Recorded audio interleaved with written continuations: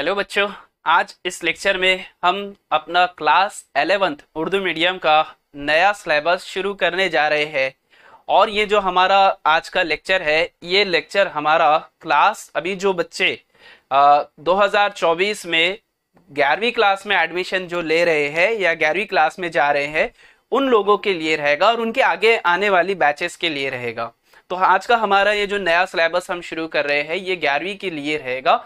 और जैसा कि आप यहाँ पर देख ही रहे हैं, ये सिर्फ 11वीं के लिए ही नहीं बल्कि जो बच्चे स्टेट बोर्ड के साथ में नीट, जेईई, सीईटी वगैरह भी तैयारी कर रहे हैं, उनके लिए भी ये लेक्चर्स रहेंगे। क्योंकि मैं ऐसा सिलेबस बना रहा हूँ अभी जहाँ पर ये बच्चे जो है स्टेट बोर्ड के लिए अभी से ही नीट और जेईई के लिए भी तैयारी साथ ही साथ कर सकते हैं। तो इसलिए साथ ही साथ जो भी हमारे लेक्चर्स आने वाले आगे रहेंगे, उसके साथ में मैं आपको नीट का, जेईई का जो भी कंटेंट रहेगा वो भी साथ ही साथ मर्जअप करते चलूंगा और बताते रहूंगा कौन से पॉइंट इसमें सीईटी के लिए है, कौन से नीट के लिए है, कौन से जेई के लिए है, कौन से स्टेट बोर्ड के लिए है। इस तरीके से मैं आपको बीच बीच में बताते रहूंगा और कोशिश करेंगे इंशाल्लाह आगे इस बात की भी, न्यूमेरिकल वगैरह भी जो हम लेंगे वो इसी के साथ उसके लेते रहेंगे। ये कोशिश है हमारी इस बात की, हम तैयारी करते रहेंगे इंशाल्लाह। तो जैसे आपको यहाँ पर बताया गया है, ये 11 के लिए सिलेबस हम स्टार्ट कर रहे हैं। तो चलिए शुरू करते हैं। तो आज का ये जो हमारा सिलेबस है, जो लेक्चर है, इस लेक्चर की नोट्स के बारे में भी आपको बता देता हूँ। इसकी जो पीडीएफ रहेगी इसी लेक्चर के वीडियो के डिस्क्रिप्शन में आपको मिल जाएगी, वहां पर आप जा सकते हैं। वहां पर मैं दे दूंगा पीडीएफ नोट्स, उसकी वहां पर डिस्क्रिप्शन में जाओगे तो आपको उसके नीचे लिंक दिया हुआ रहेगा, आप वहां से जाकर डायरेक्ट उसको डाउनलोड कर सकते हैं। उसके साथ में मैंने अपना यहाँ पर नंबर भी दे रखा हूँ। यहाँ पर ये दोनों ही मेरे नंबर है। अगर आपको नहीं समझ में आ रहा है, कुछ दिक्कत अगर आ रही है, तो ये मेरे 2 नंबर है, आप इसके ऊपर मुझे मैसेज कर दिएंगे तो बेहतर रहेगा। कॉल करने में क्या होता है, कभी मैं कॉल रिसीव कर पाता हूँ, कभी नहीं कर पाता हूँ। तो इसीलिए मैं आपको यहाँ पर बताऊंगा कि जो बच्चे मुझे मैसेज कर दे तो बेहतर रहेगा। जब भी फ्री टाइम मिलता है तो मैं आप लोगों का जो भी आपका आंसर रहेगा देने की कोशिश करूंगा। ठीक है, चलिए स्टार्ट करते हैं हमारा सिलेबस।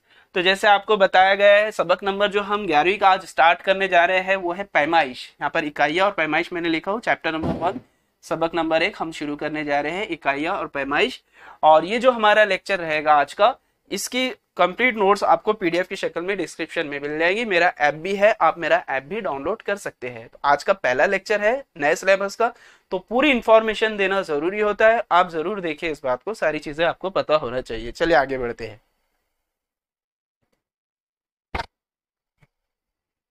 तो स्टूडेंट्स, हमारा ये रहा पहला टॉपिक, इकाइयाँ और पैमाइश।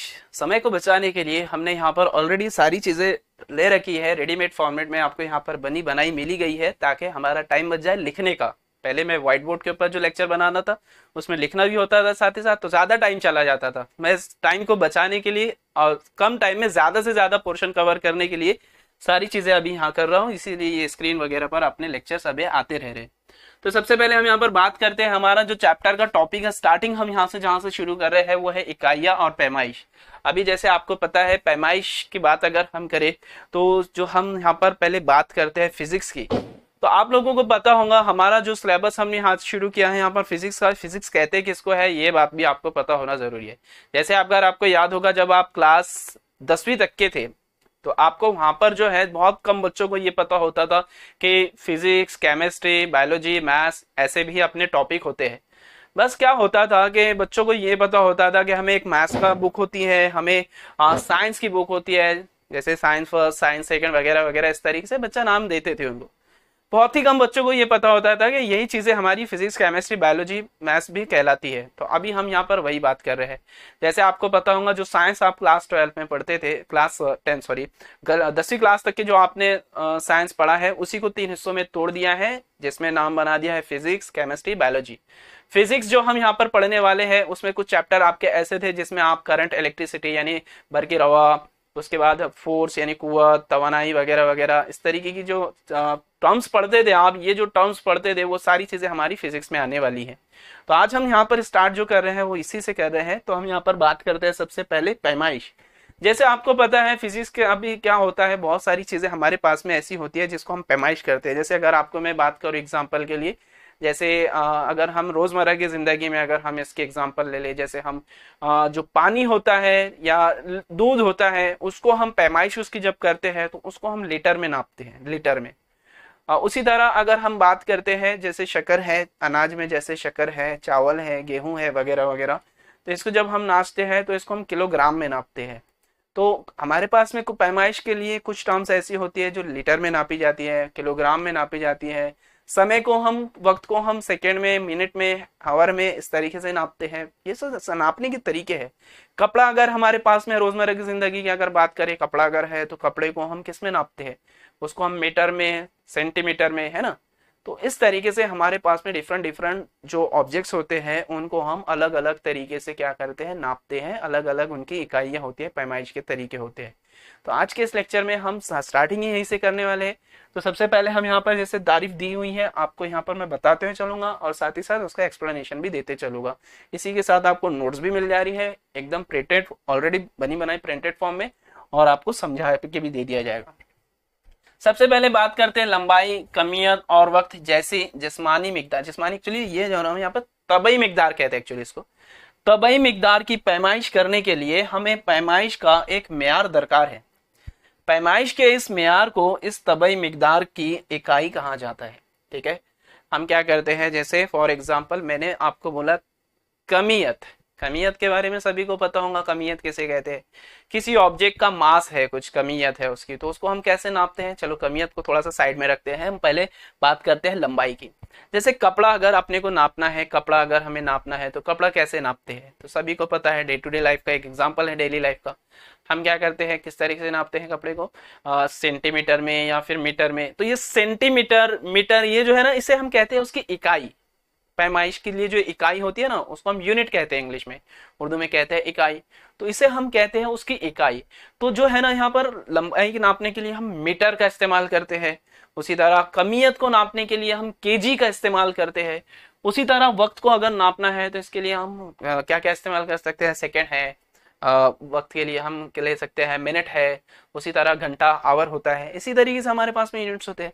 तो ये सारी चीजें ना हमारे के पास में जो है, इनको कहते हैं हम क्या, यूनिट्स, इकाई।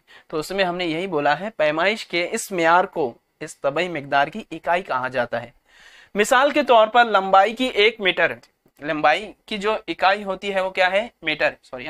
मिसाल के तौर पर लंबाई की इकाई मीटर है। किसी शय की लंबाई की पैमाइश करने के लिए हमें ये तयन करना होगा कि ये म्यारी लंबाई मीटर जिस्म की लंबाई में कितनी बार मौजूद है। म्यारी मिकदार के साथ तबई मिकदार का मुआवजना पैमाइश कहलाता है। मैं इसको एग्जांपल के लिए बताता हूँ आपको। सबसे पहले तो हम क्या है, एक डिसाइड कर लेते हैं। जैसे फॉर एग्जांपल सेंटीमीटर को हम डिसाइड कर ले, अगर सेंटीमीटर, सेंटीमीटर सभी ने स्केल देखी है, सभी के पास में जो छोटे वाली स्केल होती है ना, बचपन से यूज करते आ रहे हैं, स्केल पट्टी जो हमारे पास होती है, रूलर, तो वो 15 सेंटीमीटर की होती है, सभी को पता होगा। तो 15 सेंटीमीटर, उसके अंदर आपने देखा होगा 0 से लेकर 1 तक के का इतना इतना फासला होता है ना। तो वो 0 से लेकर 1 तक के का जो वो एक यूनिट होता है एक्चुअली, एक यूनिट। ऐसा एक यूनिट को जोड़ते जाओगे तो आपको नंबर ऑफ यूनिट्स मिलते चले जाएंगे। जैसे एक यूनिट को आपने ऐसे ऐसे छोटे छोटे मान लो, जैसे मेरा नाखून है, मेरा नाखून है, नाखून अगर मेरा 1 सेंटीमीटर का है तो ये 1 सेंटीमीटर का, इसके बाद मैंने दूसरा हाथ ऐसे रखा तो अब ये 2 नाखून हो गए 1 सेंटीमीटर, तो 2 सेंटीमीटर हो गया। मैंने ऐसा तीसरी उंगली रखा यहाँ पर तो 3 सेंटीमीटर हो गया। तो मतलब मैं क्या है, इसको मैंने डिसाइड कर लिया हूँ कि ये क्या है, मेरा 1 सेंटीमीटर है। फिर अब मैं ऐसे 1 जितने भी जोड़ते जाऊंगा आप उसमें ऐड करते चले जाओ, 1 2 3 4। तो आप क्या करना पड़ेगा, डिसाइड करना पड़ेगा। तो उसमें यही बताया गया, म्यारी लंबाई मीटर जिस्म की लंबाई में कितनी बार मौजूद है। ठीक है, ये हम यहाँ पर देखते हैं। चलिए आगे बढ़ते हैं। इसके बाद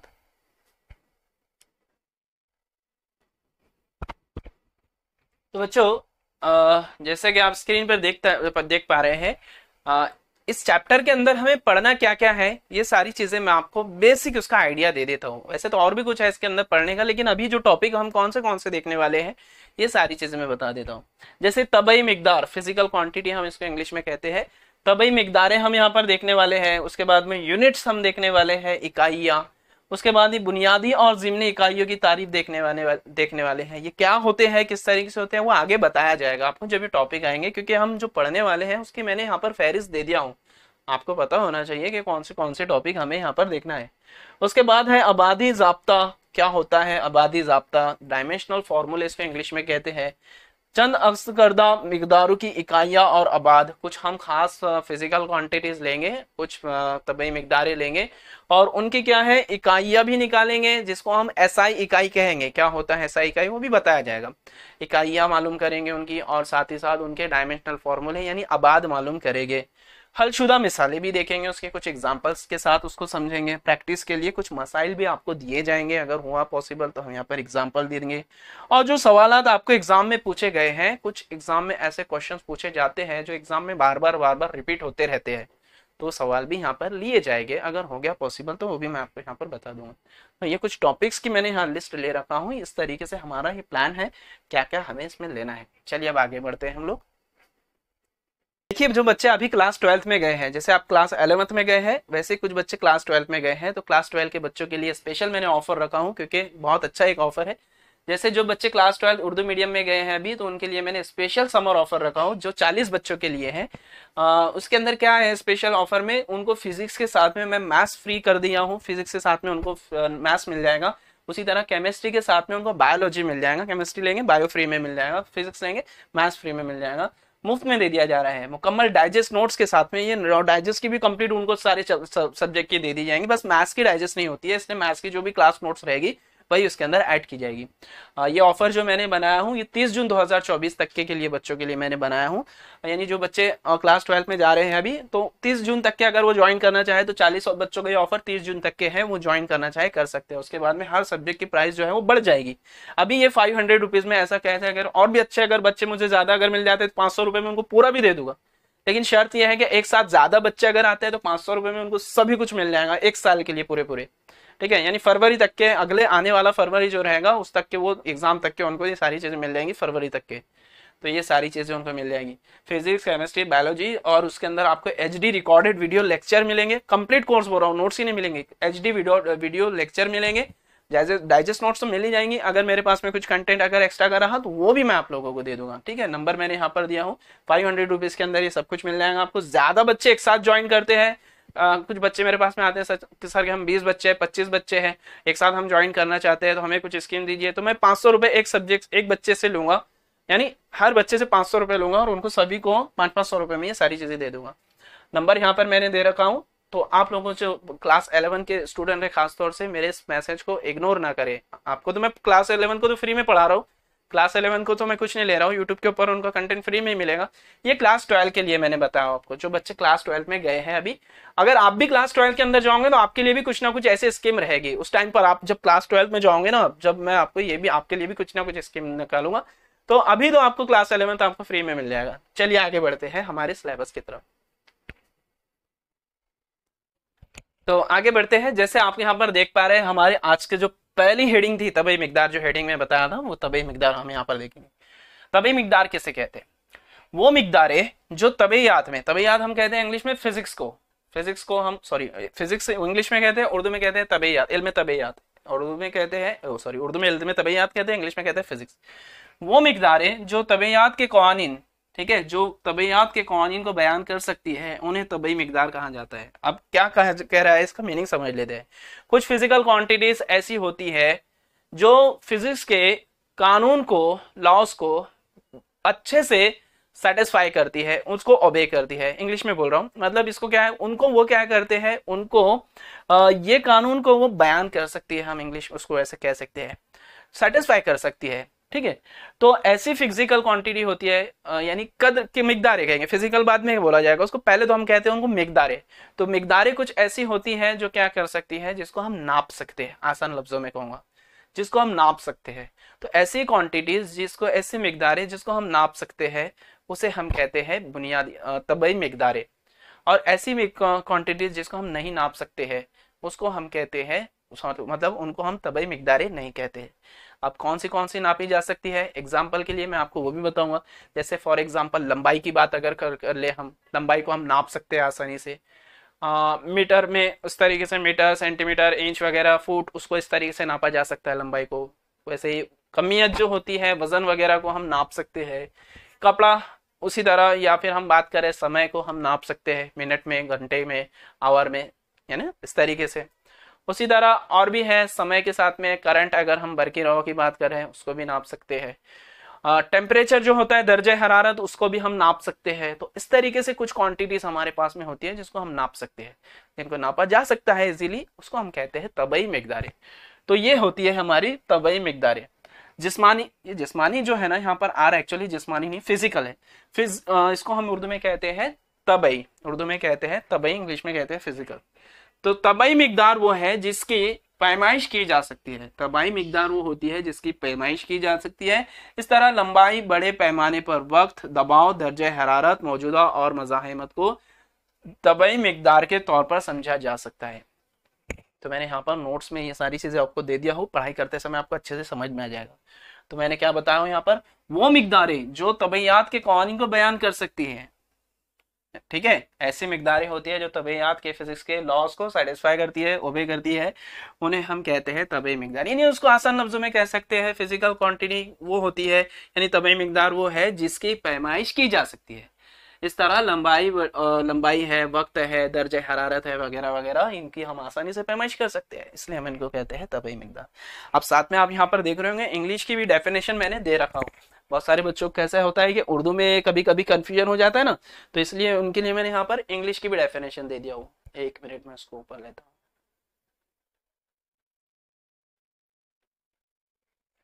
कुछ बच्चों के लिए मैंने यहाँ पर इंग्लिश की भी डेफिनेशन दिया हूँ।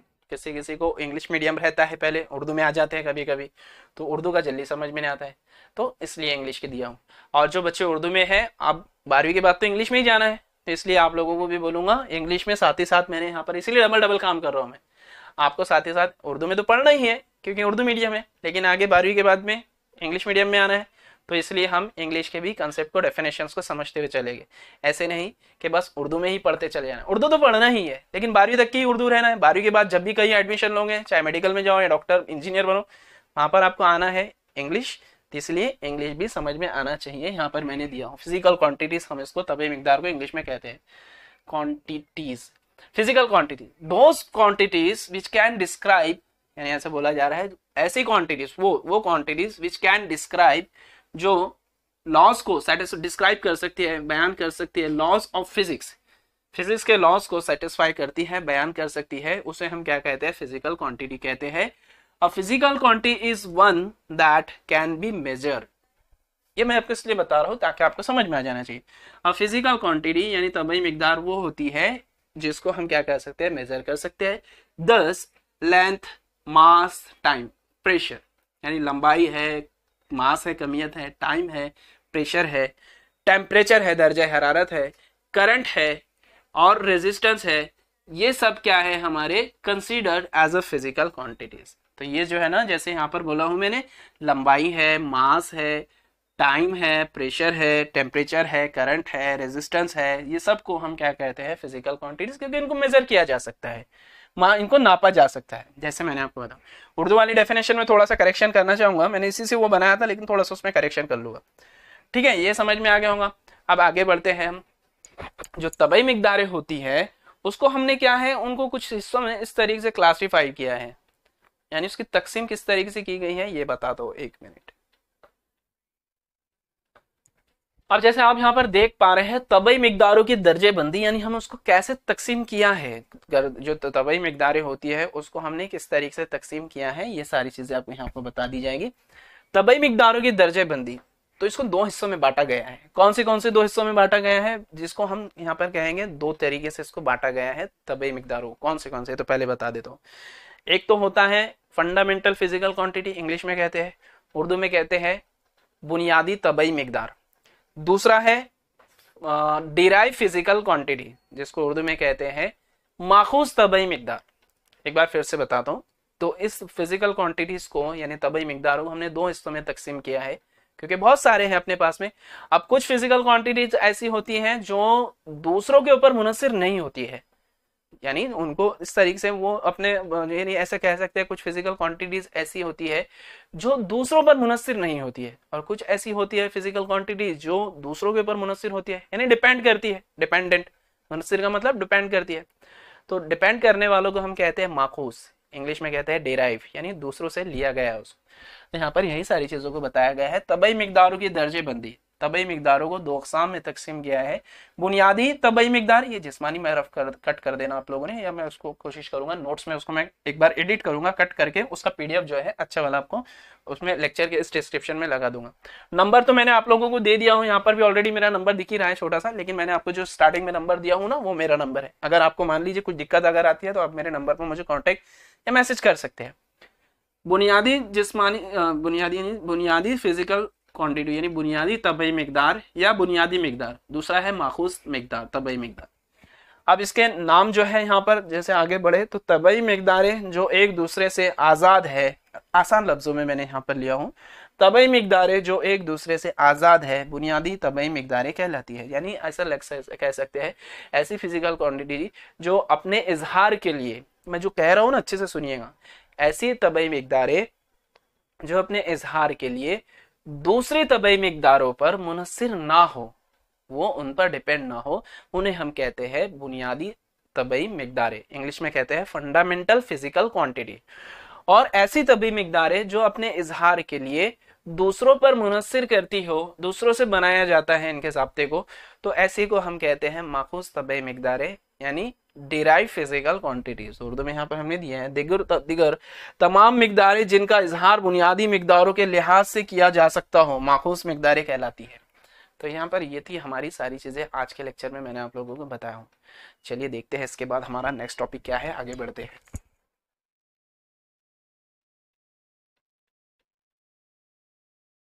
बच्चों जैसे मैंने आप लोगों को बताया हूँ, मैं एक उर्दू के साथ में इंग्लिश में भी ले लेता हूँ।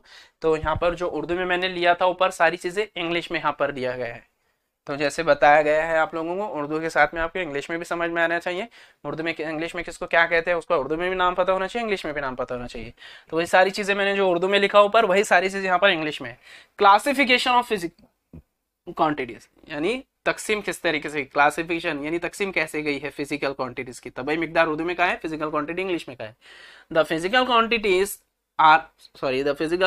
Are classified into two types, fundamental quantities और बेस क्वांटिटीज, दूसरा है डेराइव क्वांटिटीज। तो the physical quantities that are independent of each other are called fundamental physical quantities. और ऐसी फिजिकल क्वांटिटी जो दूसरों पर डिपेंड करती है, all the other physical quantities which can be expressed in terms of fundamental physical quantities are called derive physical quantities. तो बच्चों आज जो हमने ये लेक्चर में देखा है सारी चीजें सीखी है, धीरे धीरे करके हम आगे बढ़ेंगे, एकदम से सारी चीजें तो नहीं सीख रहे। जैसे मैंने आप लोगों को आज के लेक्चर में बताया हूँ, ये जो आज मैंने जो पढ़ाया हूँ आपको इसको नोट्स अपनी खुद की तो बनाना ही है। मैं तो आपको यही रिकमेंड करूंगा कि आप अपनी खुद की नोट्स बनाए तो बहुत अच्छा रहेगा। इसमें आपको फायदा ये होगा, प्रैक्टिस हो जाएगी, खुद से लिखते जाओगे तो प्रैक्टिस हो जाएंगी लिखने की। दूसरी बात यह है कि आपके पास में रेडीमेड नोट्स बन के तैयार रहेंगी। कलरफुल पेन का भी इस्तेमाल करते रहिए, जैसे मैं आपको आगे की नोट्स कैसी है वो भी बता देता हूँ साथ ही साथ, ताकि आप लोगों को पता रहे। ये है हमारा आगे का क्वेश्चन। तो इस क्वेश्चन का जवाब तो मुझे आप लोगों को देना था, वेट मिनट। तो जैसे मैं आप लोगों को बता रहा था इस तरीके से आप भी नोट्स बनाइए, अपनी कलरफुल पेन का यूज़ कीजिए, अलग अलग कलर पेन से लिखिए ताकि आपको अच्छे से नोट्स बने, तो आपको भी पढ़ने में आसानी होगी। जैसे मैंने आपको बताया हूँ यहाँ पर मैंने अपने नंबर दोनों नंबर दे रखा हो, दोनों ही नंबर मेरे ही नंबर है। आप मुझे इन नंबर में मैसेज कर सकते हैं या कॉल कर सकते हैं, ज़रूरत तो आप मुझे मैसेज डाल दे। जब भी मुझे टाइम मिलेगा मैं आप लोगों का मैसेज देखूंगा, आप लोगों का जो भी है क्वेश्चन उसका मैं आंसर देने की अपनी तरफ से कोशिश करूँगा।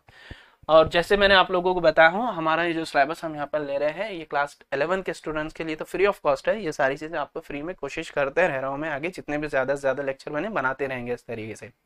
मैथ्स का भी सिलेबस आगे आएगा इसके ऊपर, जैसे ये फिजिक्स का मैंने शुरू किया हूँ, मैथ्स का भी इसके ऊपर आपको मिल जाएगा 11th का। और मैं कोशिश कर रहा हूँ केमिस्ट्री और बायोलॉजी के भी जल्दी से जल्दी लेक्चर्स आ जाए क्लास 11 के। तो क्लास 11 का कंटेंट आप लोगों को फ्री में ही मिलेगा। क्लास 12 के लिए हमारा जो सिलेबस रहता है उसकी एक छोटी सी फीस रहती है, बहुत ज़्यादा नहीं, छोटी सी फीस रहती है।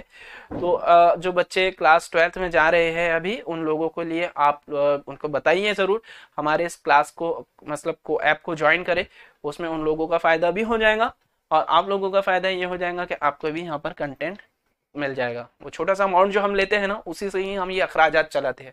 क्लास 11 को तो हमने फ्री दे रखा है, क्लास 12 को भी फ्री दे सकते हैं, लेकिन नहीं दे पा रहे हैं उसकी वजह ये है थोड़ा सा अमाउंट लेना ज़रूरी है ताकि हम हमारे अखराजात चला सके। तो हम ये सिस्टमेटिकली सारी चीज़ें अच्छे से कर पाएंगे। आप लोगों से रिक्वेस्ट है, गुजारिश है, जो बच्चे क्लास इस लेक्चर को देख रहे हैं वो हमारे ये सारे वीडियोस को अपने फ्रेंड्स तक के ज़रूर शेयर कीजिए, अपने तक के ना रखे, उनको अपने फ्रेंड्स को शेयर करें। हमारे यूट्यूब चैनल को सब्सक्राइब करके रखिए, तो जब भी कभी कोई लेक्चर्स आएगा तो आपको वो ज़रूर मिल जाएगा। तो आप हमारे लेक्चर्स को सब्सक्राइब कर, वीडियोस को जो चैनल है उसको सब्सक्राइब कर लीजिए, वीडियोस लेक्चर को आपके जितने भी फ्रेंड्स हैं सभी को शेयर कीजिए। कोई भी अगर चीज़ समझ में ना आए तो नंबर यहाँ पर दे रखा हूँ, वैसे कोई देता नहीं है जनरली, कोई दूसरे यूट्यूबर्स तो नहीं देते हैं, लेकिन मैं अपने बच्चों को देता हूँ, स्टूडेंट्स को देता हूँ। तो अगर आप लोगों को कुछ पूछना रहा तो आप मैसेज डाल दीजिएगा, मैं आप लोगों के जो भी होगा मेरी तरफ से कोशिश करूंगा आपकी मदद करने के लिए। और इसका जो पीडीएफ है आपको वीडियो के डिस्क्रिप्शन में मिल जाएगा, वहां से जाकर आप इसका पीडीएफ डाउनलोड कर लीजिएगा। आगे के पीडीएफ, ये पहला लेक्चर है इसलिए इसका हर पहले लेक्चर का पीडीएफ आपको जो है उसके वीडियो के डिस्क्रिप्शन में मिलेगा, लेकिन आगे के वीडियोस लेक्चर जो पीडीएफ मिले ना मिले ऐसा जरूरी नहीं कि आपको हर एक के मिलेंगे, वो आपको मेरे ऐप में जरूर मिलेंगे, लेकिन आगे आगे ठीक है, आपको मेरे ऐप में जरूर मिलेंगे तारीख के हिसाब से, या लेक्चर वीडियो जो भी लेक्चर रहेगा उसके नंबर के हिसाब से, जैसे लेक्चर 1 पीडीएफ ऑफ लेक्चर 1 इस तरीके से वहां पर रहेगा, आप वहां से भी डाउनलोड मेरे ऐप में जाकर उसको डाउनलोड कर सकते हैं। ऐप को डाउनलोड कैसे करना है, देखना किस तरीके से, उसके वीडियोस भी मैंने अपने यूट्यूब चैनल के ऊपर डाल रखा हूँ, आप उस वीडियोस की हेल्प से मेरे ऐप को चलाने का तरीका भी सीख सकते हो। तो आज का लेक्चर यहाँ पर खत्म करते हैं, नेक्स्ट लेक्चर में इसके आगे का टॉपिक को कंटिन्यू करेंगे। जैसे यहाँ पर ही मैंने पढ़ाया नहीं हूँ आज आपको, आगे के लेक्चर्स में मैं आपको पढ़ाऊंगा, ये भी बहुत इंपॉर्टेंट है, क्लास 11 के अंदर एक क्वेश्चन को अक्सर पूछा जाता है, तो क्या होता है सारी चीजें मैं आपको बताऊंगा। नेक्स्ट लेक्चर में उसको स्टडी करेंगे, स्टार्ट आगे का इसका यहाँ से ही स्टार्ट करेंगे। अगर आपको कुछ भी दिक्कत रहा तो बिल्कुल बता सकते हैं। तो आपको करना क्या है, जो बोला हूँ क्लास 12 के जो आपके सीनियर है उनको मेरा ये मैसेज जरूर पहुंचाइए, जो मैंने मैसेज आपको बोला हो। कौन सा मैसेज,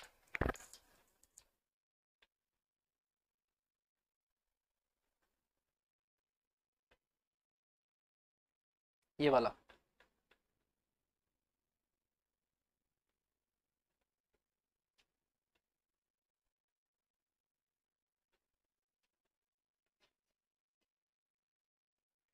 ये क्लास जो ये वाला मैंने बनाया हूं ना, तो मेरा कोर्स मैं चाह रहा हूँ कि क्लास 12 के सभी बच्चे इसके अंदर ज्वाइन हो जाए, तो उनका भी फायदा हो जाएगा, आपका जैसे फायदा होगा यहाँ पर वैसे ही उनका भी कुछ फायदा हो जाएगा।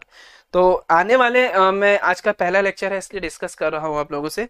आपके अगर घर में बच्चे 8वीं 9वीं 10वीं में है तो उन लोगों के लिए भी कोशिश करनी हमारी जारी है इस चीज़ के लिए कि जैसे आपके क्लास 11 के लेक्चर बनाए जा रहे हैं वैसे 8वीं 9वीं 10वीं के लिए भी लेक्चर्स बनाने की कोशिश कर रहे हैं, साइंस और मैथ्स की, इंग्लिश की, साइंस मैथ्स इंग्लिश इस तरीके से। तो उन बच्चों को भी जोड़ कर रखिए, पढ़ाई करेंगे तो उनको सारी चीज़ें आसानी से समझ में आती रहेंगी। जो बच्चे क्लास 12 के अंदर है अगर आपके घर से, तो उनको भी बोलिए हमारे ऐप और यूट्यूब चैनल के ऊपर जुड़े रहे, ठीक है।